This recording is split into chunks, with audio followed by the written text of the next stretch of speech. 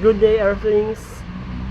This is Arilo Villarta, and today we're gonna ask Ate Delia about her opinions on the world and the youth and what can she contribute.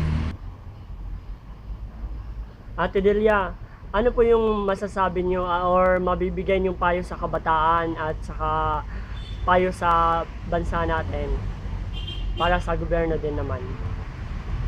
Sa mga kabataan naman, lalo na sa panahon ngayon, maraming gumagawang kalukuhan, saka mga nag-aadik, hindi nag-aaral ng maayos.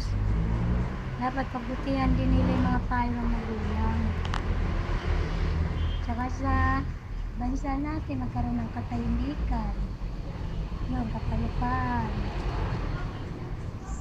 Tapos sa mga PWD, katulad ko, yung mga walang trabaho, bigyan naman nila ng hanap buhay.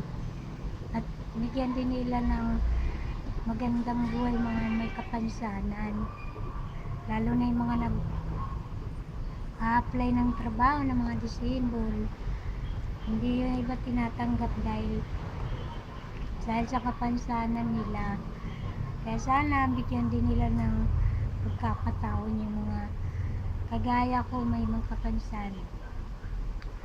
Sa gobyerno po, ano po yung mahihiling nyo po sa gobyerno na bagong administrasyon po? Yun, tulungan yung mga mahihirap. Tsaka maging mapayapa yung buong Pilipinas.